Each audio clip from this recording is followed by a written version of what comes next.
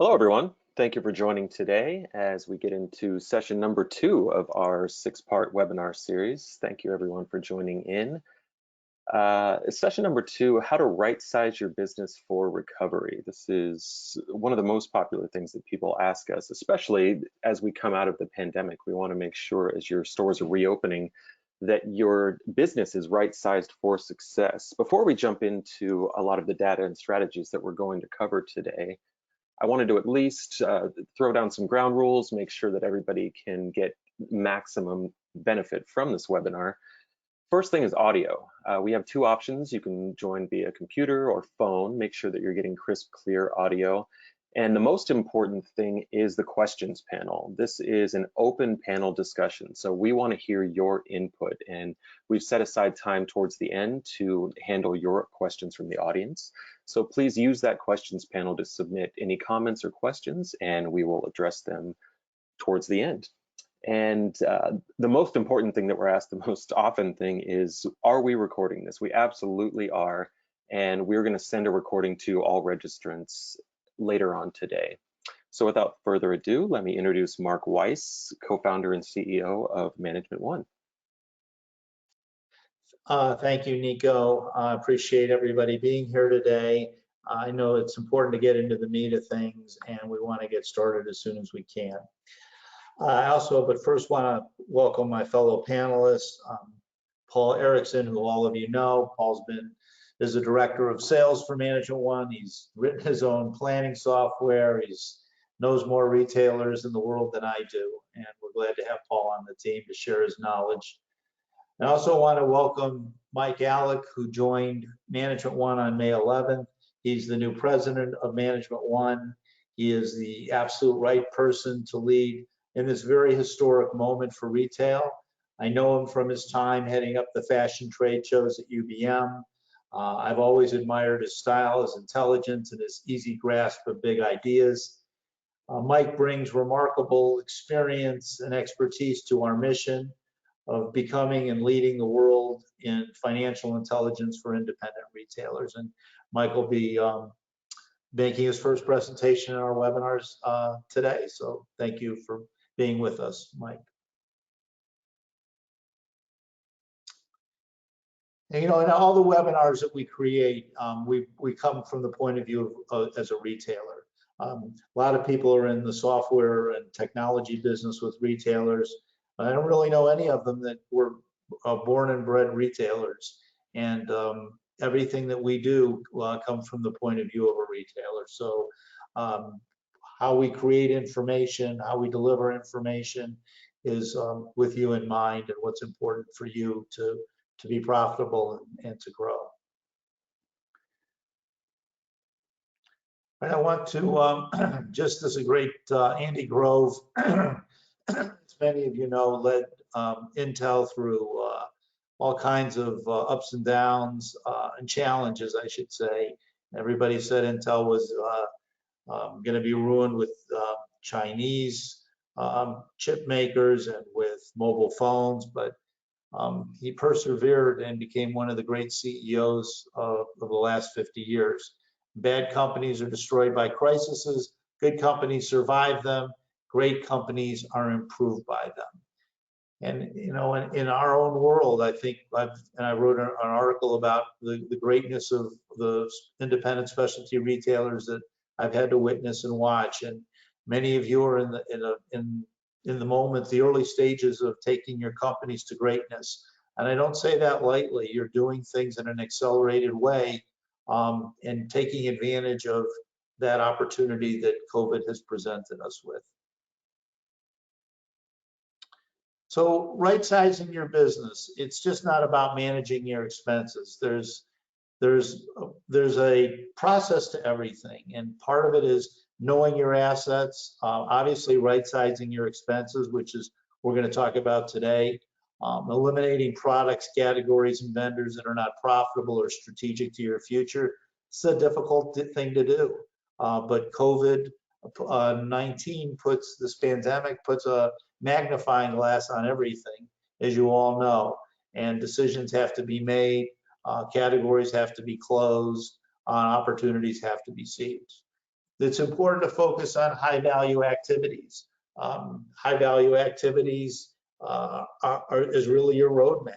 And Mike is going to talk about that later on in the session. And marketing in new ways, we're going to touch on that today. And again, we have a webinar later to discuss that in more detail. But these are the elements that create change. These are the elements of knowing your assets, paying attention to your expenses, who shall live and who shall not, and focusing on the things that provide the most return on investment to you, and the activities associated with it are what we're going to speak to today. So we are in an interesting phase of retail, and the artists are definitely commanding a front and center stage in retail. People who can write, who can generate and be creative. And I thought it was fitting to use Bob Marley. You never know how strong you are until being strong is your only choice. It's another way of, I guess, saying necessity is the mother of invention. And a lot of you have found strength that maybe you didn't know you had, and courage. And it would be another word that I would do to describe this. And thought this was just a great quote. And I want to thank Nico for the great picture. So let's go forth and be strong with courage as we go through this. So know your assets. In the early stages of the pandemic, it was actually my ex-business partner that gave me encouragement, and he said, Mark, your company has a lot of strong assets. You've got a great leadership team, management team. You've got great loyal customers. You have great loyal affiliates. You're a virtual company, so you kind of were ahead of the game there. And so you've got the technology to support that. And you know what? It gave me a lot of comfort. I really started to think about our customers and their loyalty and how much they share and how transparent they are. And we saw that especially in the last webinar. I thought about my people, and I have a phenomenal management team. We've got a lot of people in the right seat. Many of you have great locations. Many of you may not have great locations, and it's a good time to move and act on that. You have product that's important to you that you've built, and you've got assortments that you do well with. But in any case, think about your assets. Think about the things that make you strong, that give you belief and not just hope, but real energy to move forward, and be thoughtful and mindful of that. And it does. We're going to get through this, as we all do. We'll get through this by our mindset. And knowing your assets helps you define your mindset and gives you a springboard really to move forward. So what is it that you do well? And then what is your purpose? The purpose of Management One is to provide financial security and prosperity to our affiliates, our clients, and the people who work for us. And I don't think that purpose has ever been more front and center in my mind than it has been in COVID. And when I think about our high value assets, and I think about the things that we have to do well, I've always thought about, it's all about financial security, and what are the things that we can do to continue to provide that to our clients, and focus our efforts on those. So think about your assets, put them down, think about how you can leverage them and how you can focus on them, and it will give you clarity and direction. So in right sizing your expenses, there's three major elements of that. And if you think about your revenue being 100%, three expenses chew up the biggest part of your revenue, or take from the biggest part of your revenue.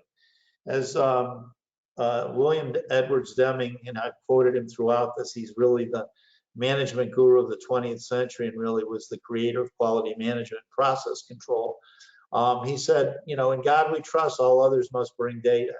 And data does create a roadmap, and it does create a way for you to be able to create activities and understand your business at a level that you can make decisions. If you can't measure it, you can't improve it. If you can't measure it, it's not a problem. So a lot of things that we worry about and we have fear about are things we can't control. I can't control the testing of the country. I can't control the pandemic or its spread, but I can't control things in my business. And those are the things that give me comfort and allow me to emerge and help me get my business in shape and physically fit so that I can capture market share on the other end of this as the market gets, as the weaker players go away. So if you focus on the big three, you can manage those. Selling payroll should be between 7 and 10%. Rent should be between 6 and 10%. Purchases between 48 and 51%. If you have a high initial markup, purchases could actually be as low as 30%. So a lot of this plays into, but I'm using averages here, and there are obviously outliers on both sides. But there's a little chart here just to describe. If your payroll is at 7%, your rent is at 6%, your purchases are at 48%, that means that 61 cents out of every dollar is going to cover those three big expenses. Also leaves 39% or 39 cents out of every dollar to pay for everything else. And you can see the chart. As your payroll goes up, as your rent as a percentage goes up, as your purchases go up, it leaves less and less money.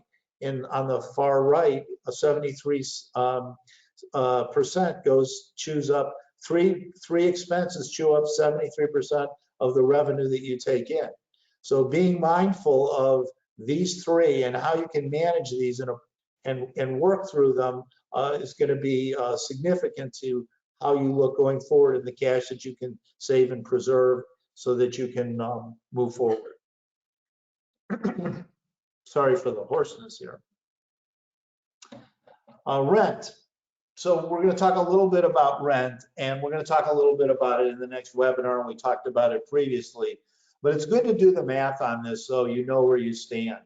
You can negotiate your rent to either be tied to a percentage, which would be the optimum, or know what the maximum you can pay on an annualized basis.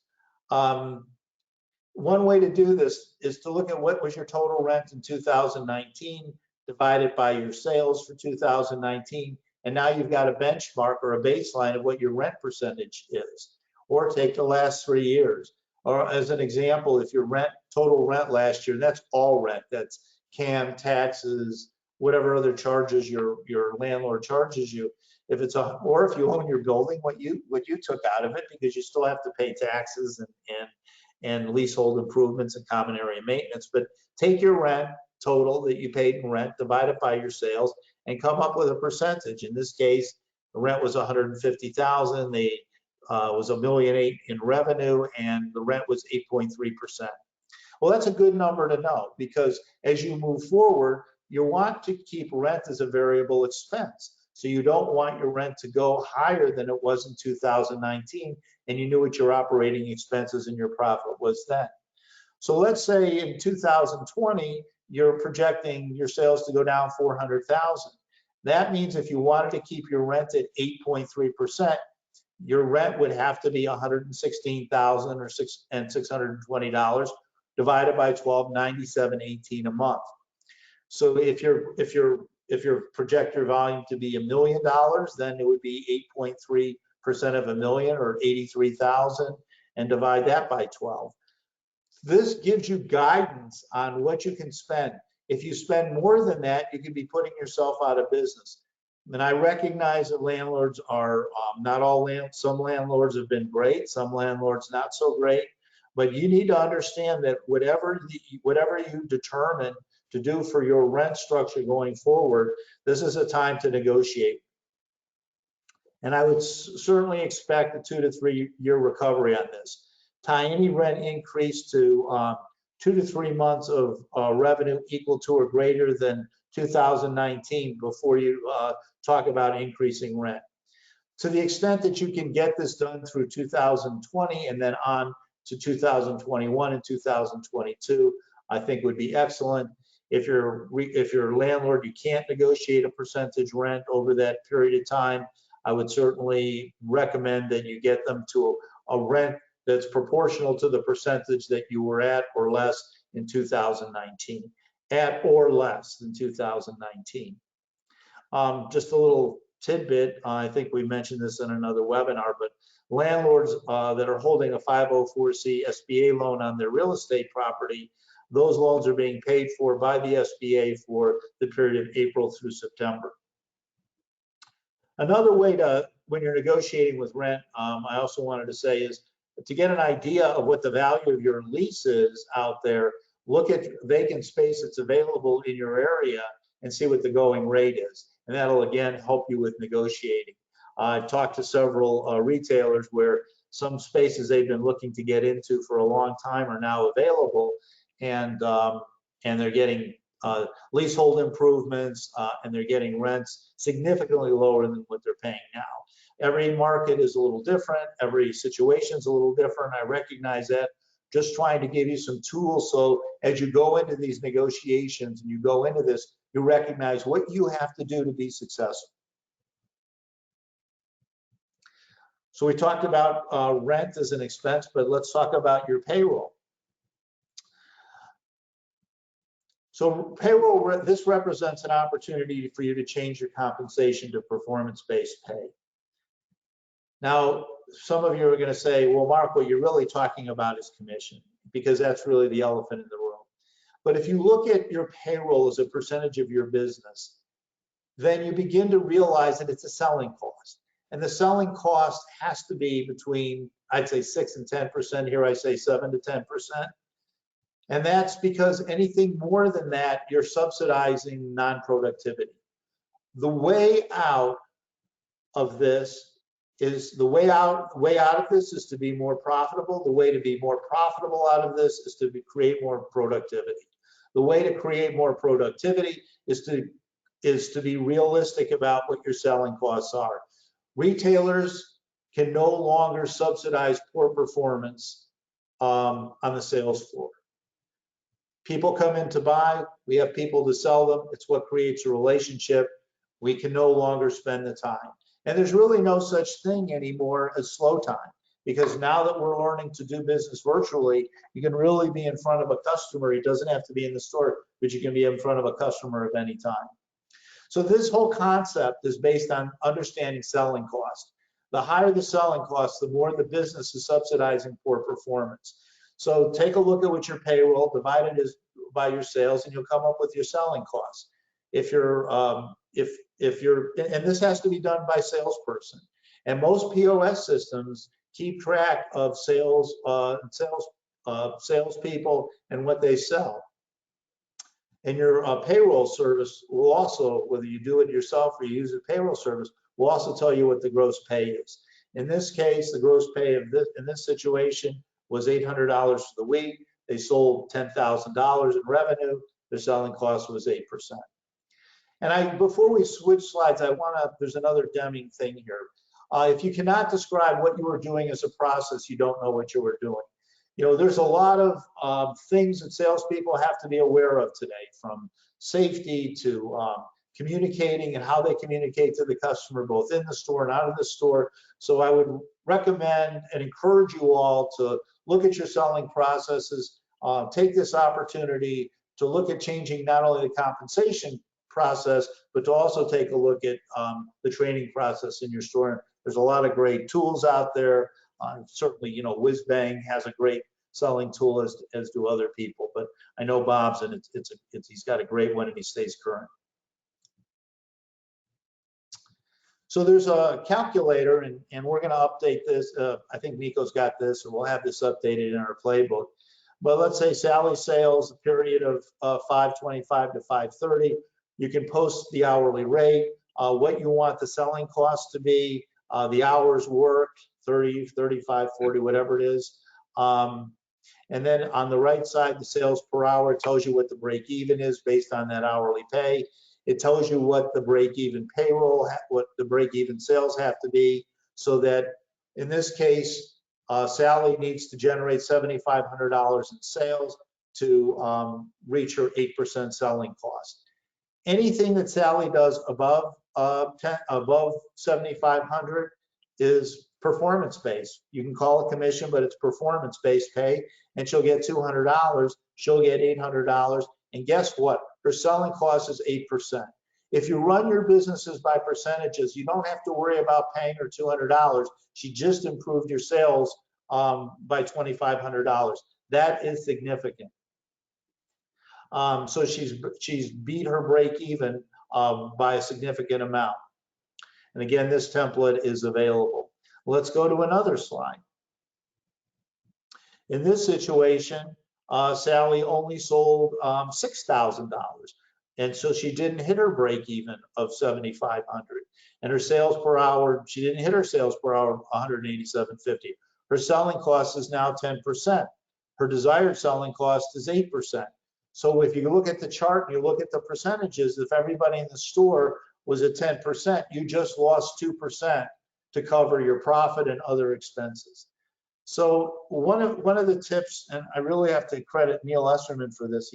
He delivered this to one of his a new client he got about 7 or 8 years ago, and they're an all commission store. And he said, "Why don't you pay your people by the week and instead of bi-weekly?" And it had a tremendous impact.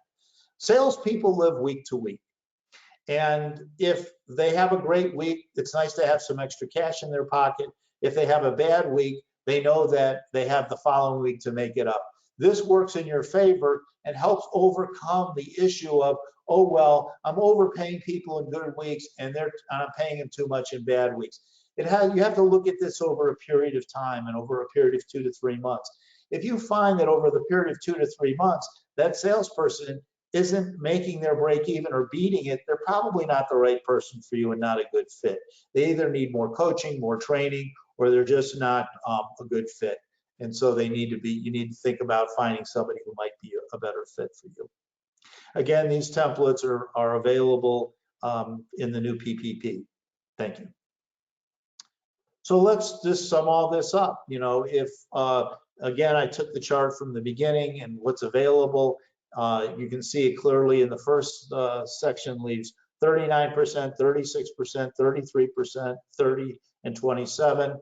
If other expenses in the business are 30%, the net can be anywhere from -3 to 0 to 9. Administrative costs can run around 4 or 5%. If you're a men's store and you have tailoring expense, you know, that could be 2.5 to 5%. Officer salaries typically are around in the 8% range. And again, these are just averages. Credit card and banking fees can be around 2 to 2.5%. I put in 0.5% extra because of some new banking charges that you might be paying. Marketing expenses, 3 to 4. Supplies are actually 0.75 to 1.5. I put 1.5 here because you know, when you pick up new hangers or new packaging in those years, you tend to buy those quantities. The number goes up. There might be debt service of 2%. You may not have debt, but for those of you that took out loans from the government, you're going to have some debt service to pay back in time. Travel and entertainment, it's hard to predict what that's going to look like. It might be more virtual, and other expenses. In other words, you have insurance and alarms and other, you know, POS expenses and so forth. But typically they run about another 27 to 32%. I put it on the high side here, but definitely do the math. And again, we're available to help you through that. Your affiliates all have break-even templates that they can revisit and rework with you as you right-size your business. And you can always contact us at info@Management One for help. So one of the big things in the big three are purchases, and I'd like to turn this over to Paul to discuss ways that you can keep your purchases in check and grow your business on the inventory side. Paul. Great, thanks, Mark. Nico, you want to go to the next slide? So right-sizing your business also means right-sizing your inventory, and right-sizing your inventory really starts with how efficient you are in forecasting and planning your future inventory positions. Now, one of the most significant aspects of a successful retail business is not just knowing how much inventory you have now, but how much inventory you should have now and how much you want to have in the future. Now, top-down planning traditionally involves defining sales and inventory goals on a higher level. And there's a certain inflexibility to this approach. Most importantly, it lacks the participation of someone really important to your store, your customer.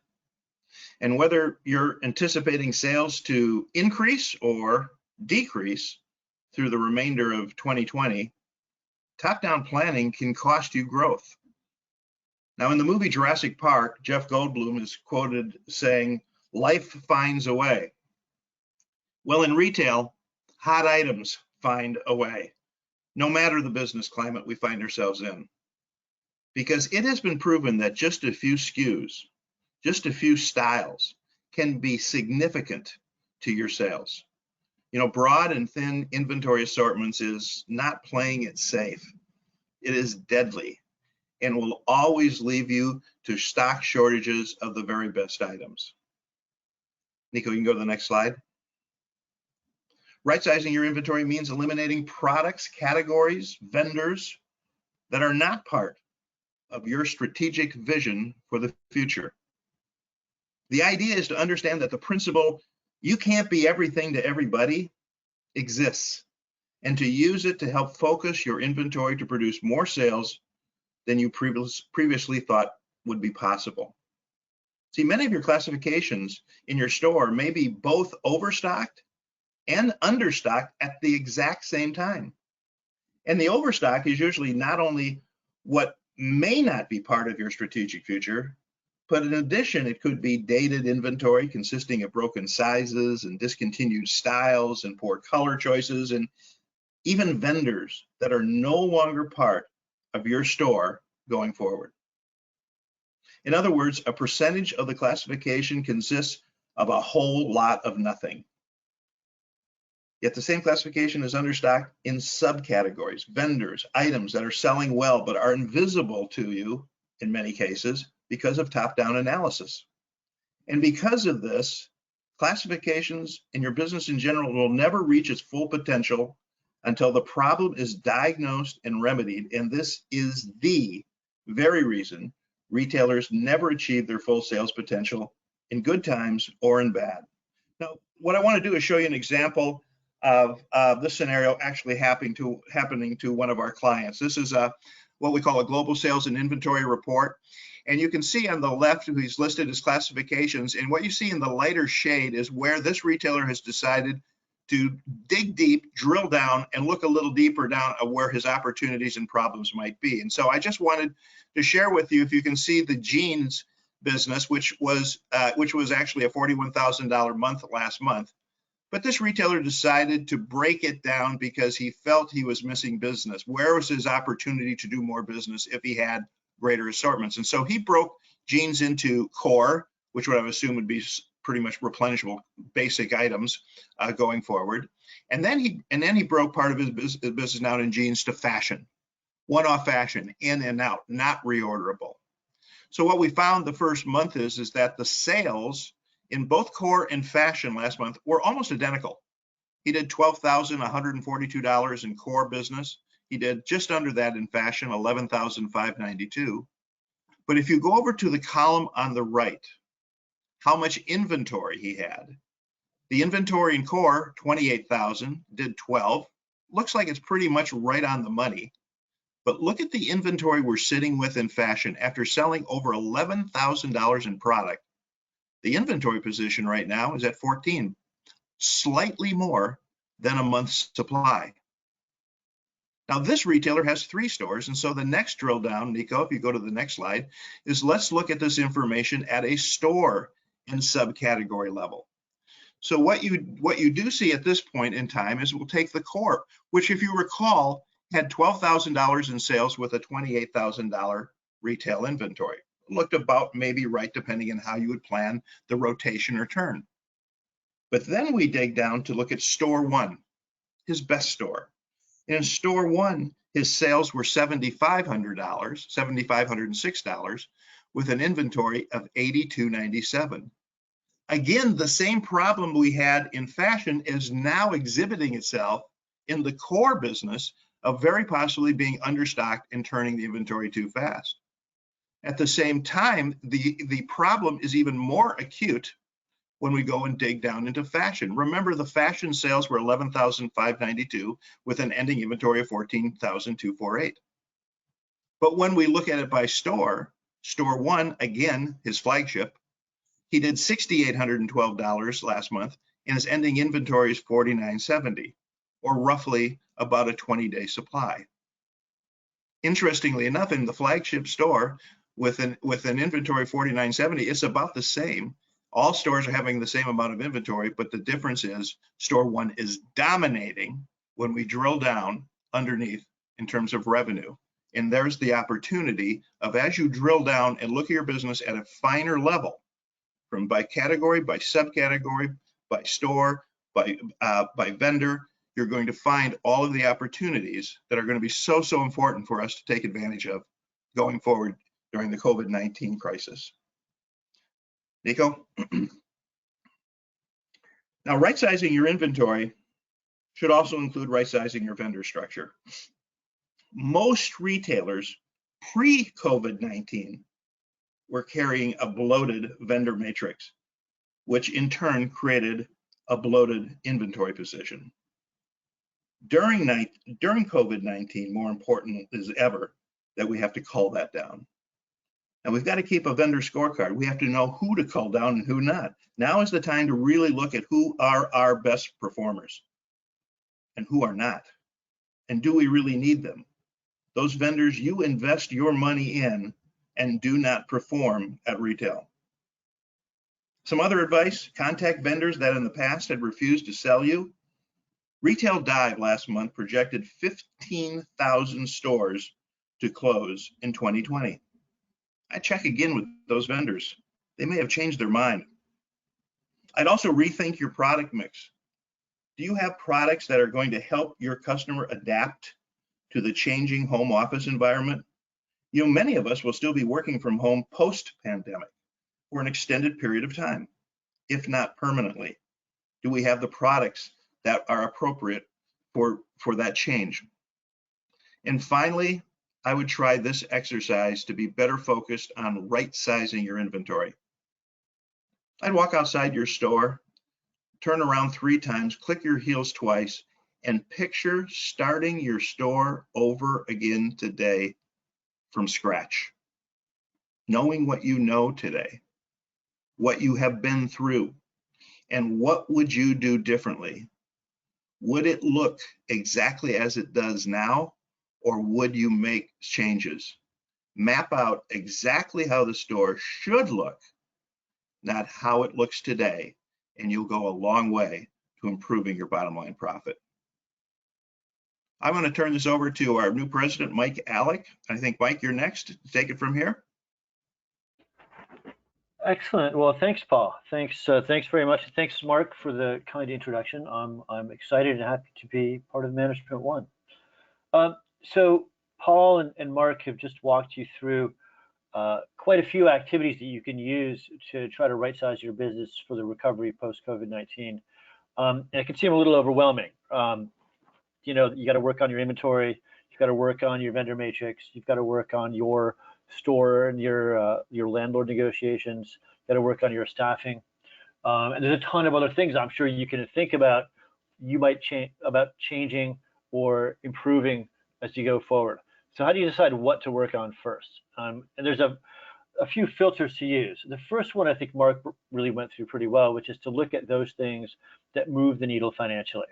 Those top 3, right? Those are your inventory, so your merchandise purchases, your payroll, particular focus on sales payroll, and your rent. The other lens, though, beyond cash flow that I like to use personally to think about what do I focus on is think about those activities that add value to your customers. Activities that add value to your customers are inherently high value. So the top one, of course, is again going to be your merchandise, right? You're in business to deliver great merchandise that delights your customers. That's what you do best. That's always a good use of your time. And it also happens to drive the most value in cash flow terms. So that's just the right lens to use, right? Similarly, your selling staff on your floor. They're a big part of your customer's experience. Getting that right is clearly worth your time. So that's really all about using these lenses of, does it move the needle on cash flow? Does it add value to my customers? Will help you focus. That will help you focus on what you should do. And you should take your list of possible things to work on and get it down to a manageable number. 3, 5, 7, probably not 28. So once you focused your energy down on a limited number of tasks that you can actually get done, write them down. Do this in your computer, so you can in a spreadsheet, so you can keep track. And after you've focused, you have to act, right? So you design what your actions are that you're going to take for each of the focus areas you've decided on, and then you have to measure it, right? If you're not measuring it, you're really not controlling it, and you won't know if you're winning or losing and if you're doing the right things. So decide how you're going to measure whether you're succeeding or not, and then actually measure that. And finally, adapt, right? So if you've gone off through focus, act, and measure, and you see you're not getting the results that you expected, or you're achieving the goals that you thought were the right ones, but it's not really moving the needle in your business, go back to the beginning and rethink either the activities that you need to focus on or how you're going to adjust those activities. So, the big takeaway for me here, the single biggest thing I would say, focus on your customers. You'll never go wrong focusing on your customers, and be adaptive. The world is changing. It's changing week to week, month to month, and we all need to keep attuned to the customers. So that's it for me. So thanks, and I'll turn it back over, I think, to Mark.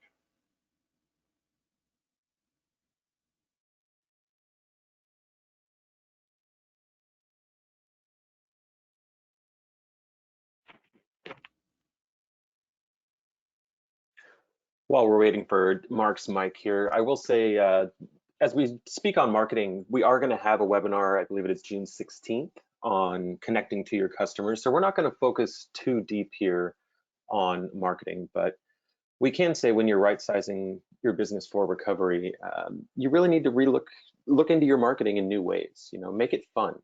Think about how you're offering safety. Gamification has worked well for many of our retail experts, for some of the clients that we have. How is your curbside delivery going? Some of the new services that you're offering your customers. Virtual selling, a huge popularity. We're going to touch on that in the webinar on June 16th as well. How are you educating your sales staff? How are you educating your customers? There's so many new rules, regulations coming into play now. That's going to be a huge, huge part of your marketing strategy as well. And you're going to have to reinvent everything that you did before. And we're going to touch on that again June 16th. Mark, did you have anything to add? I saw your mic come on. I had my mic on mute. I'm sorry about that. That's okay. I wanted to thank you and thank Paul and Mike for your comments. I just wanted, I can't, and I really got this from Dan Javelins. One of his clients doubled their business in May and the store was closed. It's in a state that was closed for them. Well, they're going to double their business this month, and I think they're just opening. And there's a store right down in the Shames Shopping Center that's going to do about 1/3 of what they did last year on the same month, and one store doubled it. Didn't make last year, but doubled it. And the difference is fun. They maintain safety, they do curbside, but they've made it fun. And we're all under a lot of stress. There's fear, there's uncertainty, but when it's showtime, it's showtime. And we can't allow that. We have to be leaders, and our people sense it and feel it. And if we focus on the fun side of it, a lot of great things can happen. Gamification is important. Curbside has been a huge boom. If you're not doing it, definitely get involved with that. Virtual selling, but don't stop it. It's working. We know from data now that the sales on virtual selling are double the average sale than what happens in the store. And you're also in the educational process. Just as we've moved to education, you have an opportunity to move to education. When we talk about connecting with customers, I was on the phone with Robert Rosenthal last week, and he said it's not so much what you sell as who you are. Now, obviously, You have to sell to be around, to be who you are. But how you communicate that back to your customer and connect with them is critical. And we're going to be talking about that. And some of the really creative ideas that, you know, he's going to share with you that he's doing and other retailers are doing to connect with their customers. Certainly that store that doubled their May and is having fun in their stores are finding ways of connecting with customers. Was there also the stores you need to be thinking about what your store needs to look like? I know we talked about landlord negotiations earlier, but think about the physical nature of your store and what it looks like. It was built for a store that was, you know, operating in the 20th century. Well, we're in a new century and expectations of customers are different. And I would be spending some time also thinking about what my store is going to look like in the next couple of years. And as you go through lease negotiations, that should also be top of the list. Do you need all the space you have? What are you going to do with the space you have? How is it going to be oriented differently? You now have customers that have pickup. I don't say you need a drive-through, but you do need to think about your business differently. So as Nico mentioned, we're going to devote a whole nother phase to these other issues. They're important to bring up now because they're part of right sizing. Some of these are high value, but they have to be proportionate to what you can do. And right now, I know we're all working hard just to learn and recover. But as we recover, we need to be adapting and learning from that because the world is accelerating. The changes that happened, the changes that we experience in our business would happen over years. Think about what's happening today. They're happening in months, sometimes in weeks. Julie talked about transforming her e-commerce at the last webinar from 0 to 200,000, and she did it in 2 weeks. I mean, there's amazing things that are being done, but we have to be tuned into them, tuned onto them, and adapt to them in a way that we've never done before. And one of the best ways to do that, and if you feel frustrated that you can't do it, then you need to look at your people. Because if you don't have a team to support you to do this, it's going to be tougher to do. Right now, there's a huge pool of people out there. Think about what your needs are, and also think about what your people can do for you that maybe you've never tapped into before. They could be a tremendous source of ideas and imagination and productivity. So now, questions from the audience. Do we have any, Nico? We definitely do. Started off a little slow, but now they're coming in hot. So let me address these in order here. I'll start off, we'll go back a little bit towards the beginning, Mark, when you were talking about payroll. You had selling payroll up. Doug was asking, what about other payroll? Do we have benchmarks on that as well? Or should you, I guess, have benchmarks?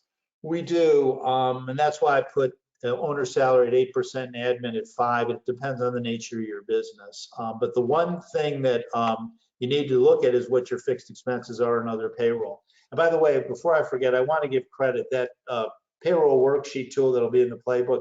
The original version of that was developed by affiliate Alan Roseman, who lives in Manhattan Beach. And I think Alan must have developed that 12 or 13 years ago. And I wanted to give a shout out to Alan.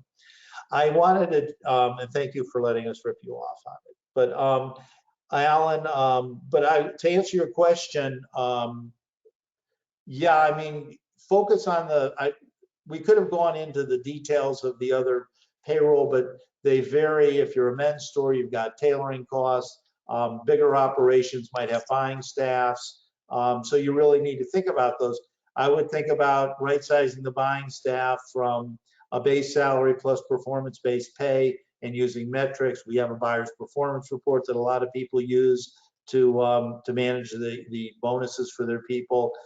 There's deferred, there's lots of opportunities to do lots of things, but I really just wanted to focus on the selling payroll because that was something that cost retailers a lot of money when their selling costs go over a 10% ceiling.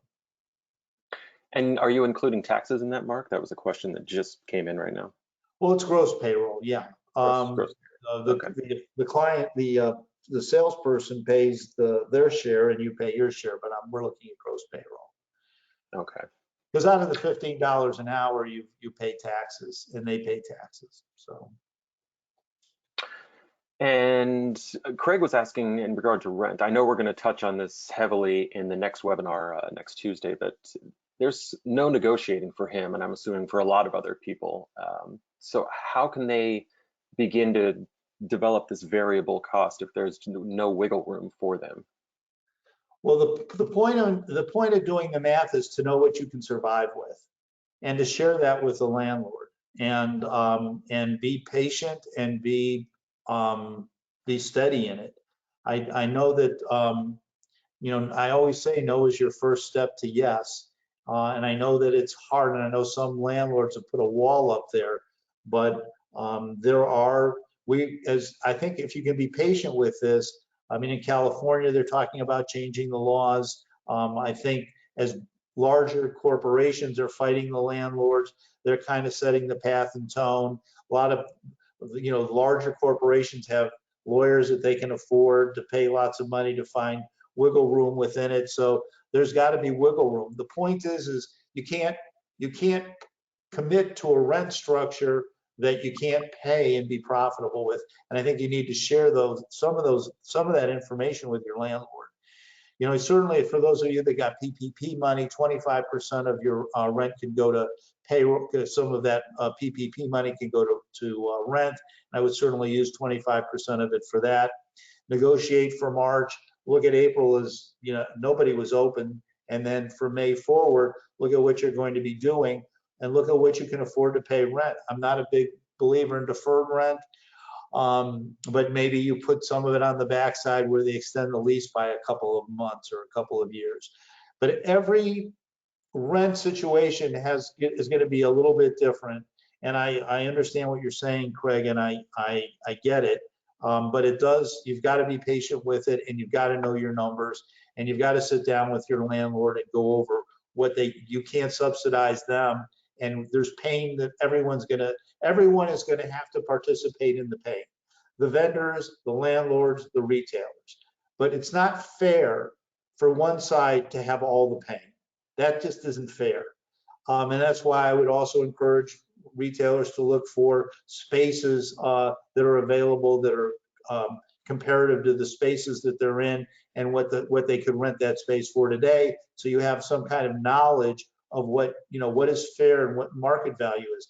I was talking to one of the leading bankers in Tucson, where I live, that has huge real estate portfolios. They can't even get appraisals done on real estate right now because nobody knows what the value is. So if we don't know what the value of the real estate is, how can we know what the value of the lease is? So I think that to the extent that you can set forth a fair proposal to your landlord, share the numbers with them, share what you did last year, what you paid as a percentage. You're not an ATM machine. You're not the government that can print money. So, and if you're not comfortable doing it, hire an attorney or a broker that's good that can represent you and fight the fight. But you've got to start. They need to know what your economics are. Excellent, thank you. Small follow-up to this. I think the answer is yes, but I don't want to assume anything. Nancy is asking, as far as rent, are you including CAM and taxes in that as well? We're talking gross rent, correct? Yep, everything. It's money out. So revenue is 100%. Whatever you get in from the client, from the customer, that's 100% of your revenue. Rent, it's total rent. It's CAM, it's taxes, it's marketing fees, whatever other charges that you're paying plus base rent, it's all included. It's one number. And by the way, on your expenses, when you look at your expenses, you have to look at your balance sheet. You can't just look at your profit and loss. If you have debt, you have to look at principal on the debt, which is part of your balance sheet. So you need to look at the nature of all your expenses and right size all those expenses. And there are things that people are doing that are pushing the envelope on rent. I mean, look at what Starbucks did, and they're getting blowback, but Starbucks will win because they're a multi-billion-dollar corporation. But they're helping set the stage for you to be able to have precedence. So when these things go to court, if they do go to court, they're going to go with precedent that has been determined by bigger, larger companies that can fund these kinds of things. So I would ask you to be patient, pay what you can afford to pay that's reasonable, and look for other spaces. so you can get a comparative idea of what the value of your lease really is. And I also wanted to touch on, before we go to another question here, David put a comment on here saying, what about trying to buy the building from the landlord? I think that's, if you're able to do it, that could be an option as well. I think we'll touch on that in the next webinar as well. I wanted to go to a couple of other questions. If you want to go to real estate, that'd probably be a good idea. And if you want to get, the government, I mean, there are lenders, there are SBA loans being made now. Scott Foster at Celtic Bank is one of the largest SBA lenders. They can get a 504C. I know he's doing 504C building loans now. So they're out there and available if you think it's right for you, and you want to make a long-term commitment to your business and don't want to be at you want to be in control, and you can get it appraised. Why not? And very quickly, I have about 3 comments that just came in. Everybody's asking, what did Starbucks do? You mentioned Starbucks. Can you just briefly mention that? A little color on the paper last week. Starbucks sent a letter to every one of their landlords telling them what they were going to pay them in rent. I mean, it was in Chain Store Weekly, I think. I'd have to go back, look up the article, but I was stunned. And then there was a follow-up article about it.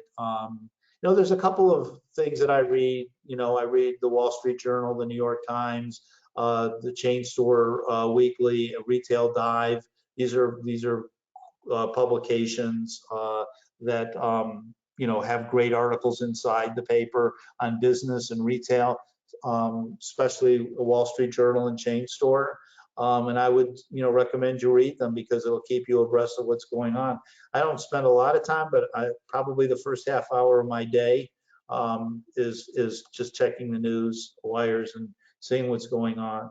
Because there's also on our, if you're a Management One client, on our coronavirus channel for our affiliates where we share information, we post all of that information. You can always contact your affiliate for it, but it was in Chain Store. Yeah, they told then they shared, this is what our business is down. We can't afford to pay you the rent you were getting in April and May and June, and here's what we're going to pay.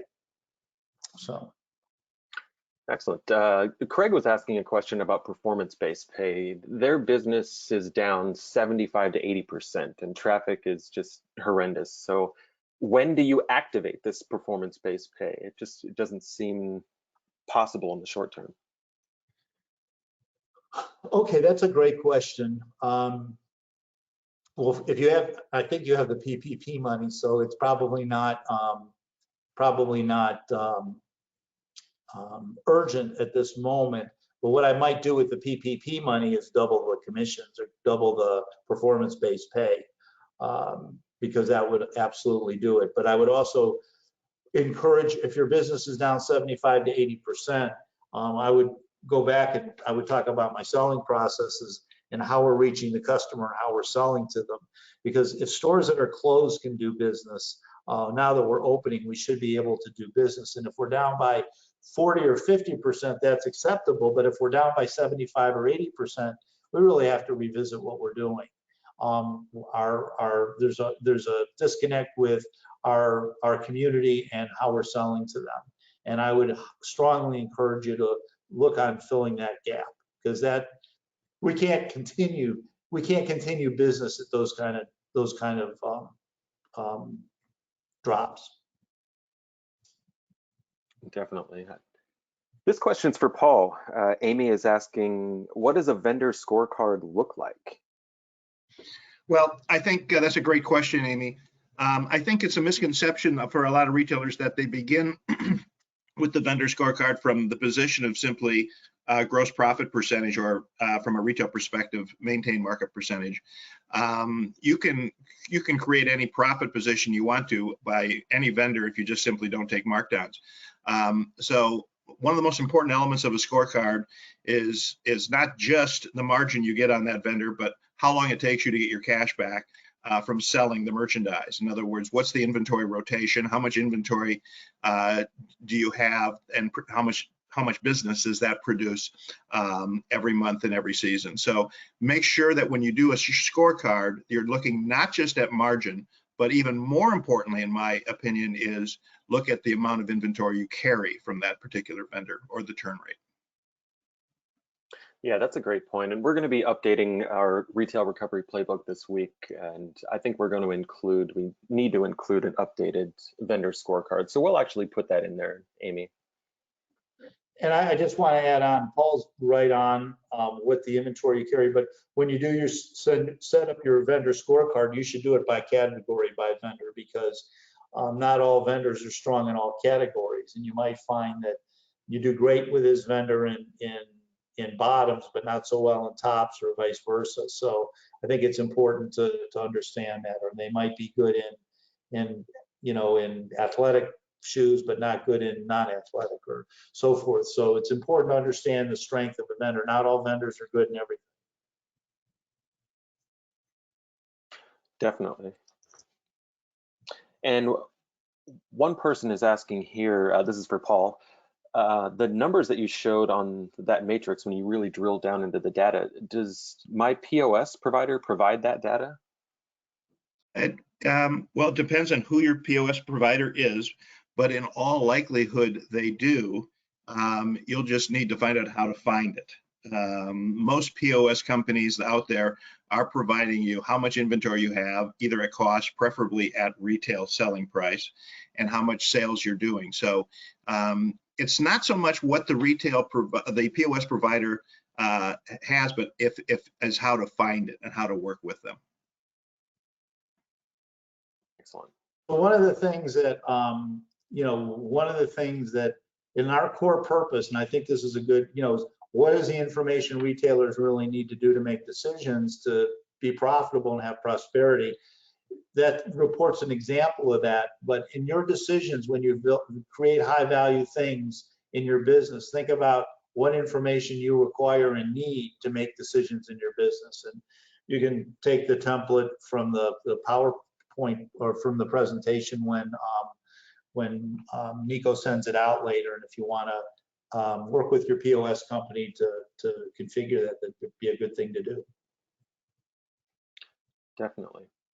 And I wanted to be mindful of everyone's time. We have a couple of minutes left. I'll put one more question out. I'm seeing a lot of questions about some of the marketing things that we put out, gamification, making ideas fun. We're going to touch on all of these on June 16th. I will put one more question here to Mark, though, about the expenses that you were talking about. When you were talking about sales and payroll and executive staff, the combined percentage, you had that at 18%, is that correct?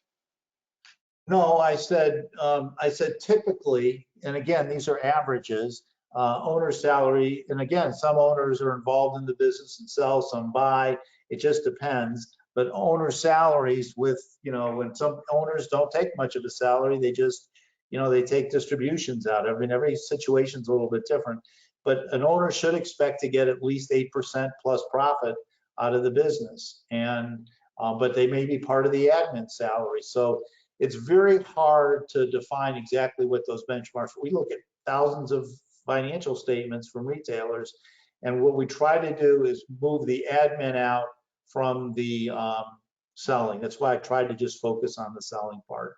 Maybe we should have a follow-up and talk about the nature of retail expenses and what admin costs should be and so forth. And you can certainly send a follow-up email, and we're glad to discuss it with you. But you only have 100% to work with. So if your selling costs are 7 to 10% and your other costs are another 8 to 10%, you're now up to anywhere from 18 to 20%. And then once you start to break the 20% side, along with other benefit costs like medical and profit sharing, your payroll costs could start to get closer to 25%. On that line too, speaking about the 100%, somebody was asking about paying off a previous owner of their business on a personal contract. How does that factor? And I would think that's just another slice of the pie that you have to account for in your other expenses. Yeah, that's part of the debt service. So where I put debt service at 2%. And again, everybody's numbers are going to line up a little differently. So I think what you really need to look at is the high priority and think about, where your money as a percentage is going to go to, and think about those things. And those are decisions you have to make all the time. So I think when Mike really talked about, understand the high priorities, the things that will give you the most value. Debt service to a previous owner could be renegotiated right now. You could stretch it out if you've got 2 years left, maybe you want it to go to 5 years if things pick up.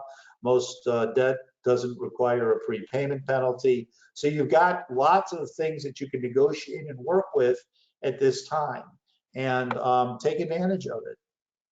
And again, take advantage of the ones that will give you the most, the biggest bang for your buck. And if you owe a previous owner a lot of money, you should be negotiating with them right now. You can't pay them on the schedule that you had when you bought the business, because the business isn't doing as much business probably as it did when you bought it. And it's not because you screwed up the business, it's because the business is screwed up because of COVID. So, be fair and be honest. Most people are open to negotiate. One of our comments that we just got was somebody who was saying that we need to get more in the weeds on this. So maybe a bonus session is due on payroll, Mark. We'll look into that. So what would be great is if we got feedback, and Nico, you might, register the best way to give us feedback is where you really want to go into the weeds on this, and we'll go into the weeds, but where you really feel what topics you'd like us to devote more time and really walk through and do some deeper education. We're happy to do a deep dive. Absolutely. I also wanted to let folks know we're 3 minutes over. If you need to leave for any reason, please do so. We're going to send a recording out, but I wanted to turn it back to Mark to wrap things up with some final thoughts. Well, I also want to say, for those of you that are Manager One clients, we have 100 affiliates that are well trained in all this. Yeah. I would definitely encourage you to reach out to your affiliate and go over this. And we're happy to get involved in a lot of affiliates. Now, because we have, our affiliates have a view of their clients. We have a view of a broader, a bigger range of clients. So, we can share that. And again, we're happy to do deep dives on different levels of spheres of average. But just my final thoughts, I kind of talked about them before, but really know your assets, get dirty with your expenses so you have a hands-on. That 12-week cash flow, I use it in my business. I know many of you use it. We're now breaking out our 12-week cash flow to begin to look at what next year might look like, and we do it. We spend time every week looking at our expenses and updating them, because things happen. Oh, I didn't plan for that expense. Well, I really think I need them. That's a high value. So, I mean, these kinds of discussions have to go on. Be honest about your products and your categories and what provides strategic value to you in your future. And by the way, one of the things that I didn't give up, and it's a plug for us, I guess, but I didn't give up consulting during the COVID. I mean, I have outside advisors that I use that really help keep me on track. So I think that, there's an outside point of view helps keep you focused, and whoever you're using should be making sure that, even if it's a partner or a spouse or a consultant or whatever, making sure that those high value assets, somebody's questioning you, somebody's holding you accountable as well. I've got lots of people to hold me accountable. I've got my team, I've got Mike now, I've got our clients, I've got our affiliates. A lot of people, put a lot of demands on us and hold us accountable for what we do. I embrace that because I just think it makes you better. It's not about where I was, it's about where I'm going to be. As Erin Hanbaum said at the last one, I love what she said. I'm not going to sit there and stew about what I lost. I'm thinking about what I can build. And this right sizing whole webinar was really about building off that town hall and saying, okay, we've all lost. It's clear everybody's lost. I was just on another webinar with another strategic partner. I mean, their volume's down 50% in May yet, and it was just down even more in April. And yet they were focusing on their future and what they're building. And we need to be doing that collaboratively together and transparently and market in new ways. And I think our next webinars, you'll enjoy the thoughtfulness of what people are doing, and we're going to continue to share and collaborate on those as we go forward. And again, we're here. I mean, we're not going anywhere. So as you have questions, we may not always have the answers, but we're certainly going to give you our best thoughtful and purposeful response that we can based on what we know and what other people are doing. And what worked yesterday may not work tomorrow. What worked yesterday may work tomorrow and not the next day, but you got to keep working it. And Mark, I wanted to say one thing as well. You mentioned it earlier. One of our attendees here, Michelle, was asking us to go deeper into the analysis of the inventory. And for our Management One clients, I would really strongly urge you to reach out to and really leverage your retail expert. You know, we can't go into Retail Orbit in a public setting. We had hundreds of retailers on this particular webinar, but you can go in with your retail expert and really dive deep into those data points. And I would strongly urge them to do so. And if you're not a client, we're happy to provide free consulting too. I mean, if you've got general questions and so forth, or you want an analysis, I don't want to put my whole team on the spot now because we have a lot of work to do, but you know, we're happy to be of whatever benefit we can. Absolutely, and I put the info@management-one.com into the comments section. If you folks have other topics that you want to dive deeper into, please send them our way. And here it is again on screen. As I mentioned, we're going to be updating our playbook as well with some of the new tools that you saw here. We're probably going to put that out, if not tomorrow, then Thursday at the latest. So anyone on this session today is going to receive an email with the updated playbook as well. And I strongly urge you to go to management-one.com and register for the next session on Tuesday. We're going to be going much deeper into one of the popular topics today for our attendees, which was using data to negotiate with vendors and landlords. And I think we're going to have some retailers on that are using that data now and share their experiences. Absolutely. One final mention of our playbook. If you haven't downloaded it yet, feel free to go to management-one.com and get your free copy of the Retail Recovery Playbook. Lots of tools and strategies, some of the things we discussed today, and many submissions from our retail experts across the board. So I know we didn't touch on every single question. I'm looking through the panel here. A lot of these are going to be discussed in future sessions, but if there's any that are relative to today that we didn't get to, I will be reaching out personally with a connection with either Mark or Paul, and we'll make sure and get all of those questions answered. I wanted to thank everyone for their time this morning. I know we went a little bit over, but we really appreciate you joining with us, and a thank you to Mark and Mike and Paul as well.